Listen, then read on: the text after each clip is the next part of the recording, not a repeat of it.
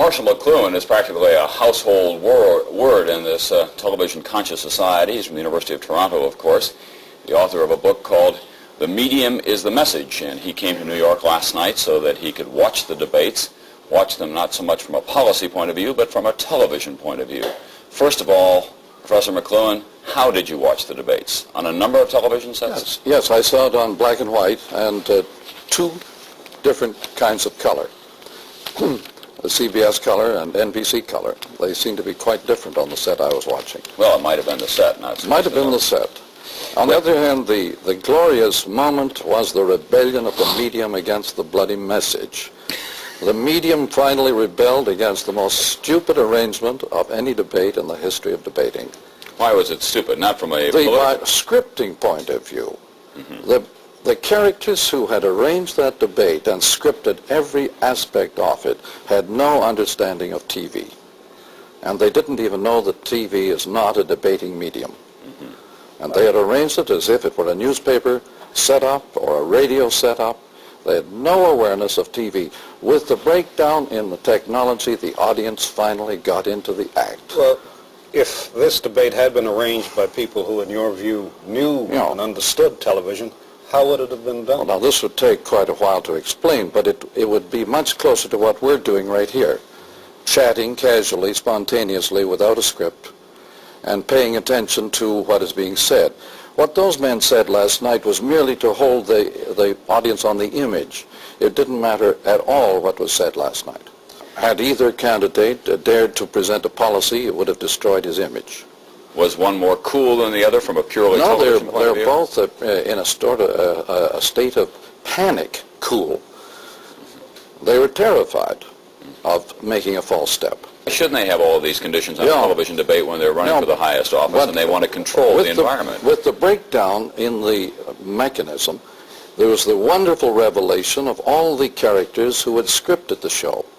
They came out into the open like something out of the woodwork and revealed that a stupid show had been put together very carefully and by people who had no idea of what the TV medium is about. Would you argue, Professor McLuhan, that the candidates would be better off not to debate than to debate in the manner in which they did? Of course. The candidates... They were standing in press-the-pants barrels looking absolutely like some straight-jacketed characters. Absolutely the hottest type of medium you could imagine. Everything that the scripters and arrangers had done was hot stuff. They had no idea of what the TV medium is made of. Well, perhaps they preferred it that way because there was less risk, however, from a political point of view. It's not the candidates who had anything to do with this, obviously. This was the experts. Well, but the candidates did have a great deal to do with it because all of the arrangements were made after having been cleared and proposed by their experts. By the candidates themselves as well. They were in on it too. I think they couldn't have known that little about what they were doing. But I never saw a more atrocious misuse of the TV medium. When it broke down, it was the thing rebelling against misuse. You mean you preferred the interviews in the lobby with Rosalind Carter? The interval was audience participation and was real television. But what went on in the debates was not television at all. Now, last night, after all of this happened, the word amplifier was being passed around. What went wrong? It was an amplifier. What went wrong? Well, I hear it was an amplifier. Now, are you suggesting that the amplifier took on certain human qualities and rebelled? The vibrations got through to the amplifier and said, this must not continue. An abominable show arranged by a lot of hot experts. The abominable showman. Yeah, the abominable showman took over and blew the amplifier.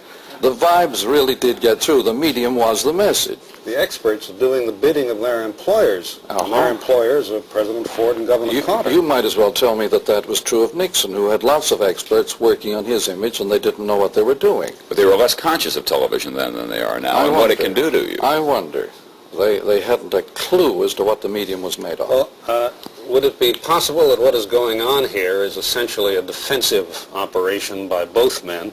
As Tom was saying, both of them intent on not making any mistakes and being plunged into this debate because they can't avoid it. They do everything they can to minimize any risk. They do everything they can to hold the position. When I was listening to those statistics, I was thinking of the drunk who clung to the lamppost, more for support than for illumination. There was no illumination coming out of those statistics, but there was a lot of drunken clutching at lampposts. This was an incredible show of incompetence and misuse of that medium. I was struck by the pinning down by Elizabeth Drew of the New Yorker of the two candidates on their plans for tax reform, balanced budgets, and for social programs. Why did Miss Drew and Gannon and Reynolds look so much more impressive than the candidates? This is another medium trick.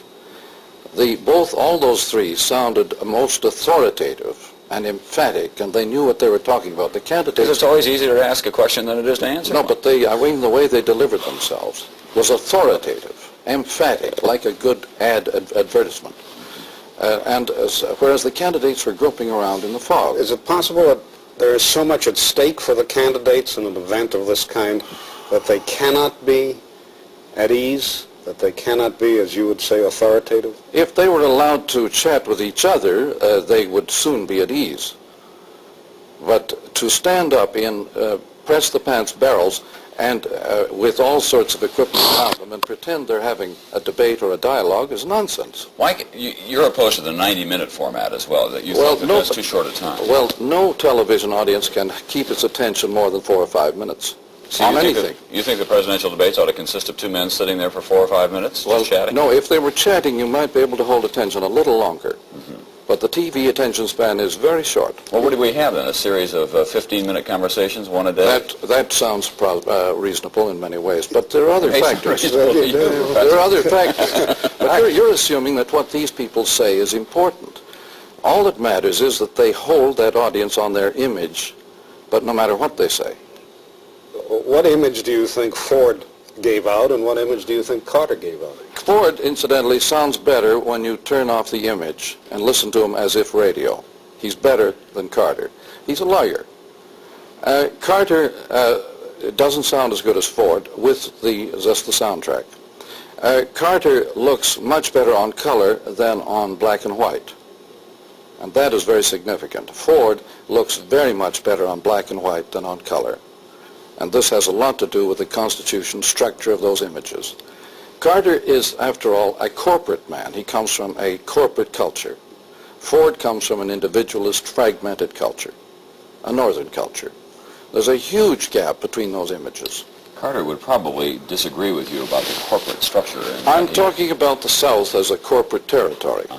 As his accent is corporate, not private. What about the impact of his accent on a country as diverse as this one is, with its many regionalisms? Well, obviously, it would appeal enormously more to the young generation than to the older one, because jazz and rock come up out of that country, the South. When you speak of a corporate area, you're talking of an area that has a degree of cohesion that the other area and shares does a not. Common accent, a socially shared accent, or speech rhythm, which is very potent and very, very cohesive and corporate. It's not a private voice. Ford uses a private voice. As you analyze these two candidates, Professor McLuhan, do you think that, given what you've been talking about, one of them has an advantage? Carter has a huge TV advantage if he can keep his foot out of his mouth. But just as an image, he has a huge TV advantage. No comparison. But it depends on his keeping out of the press.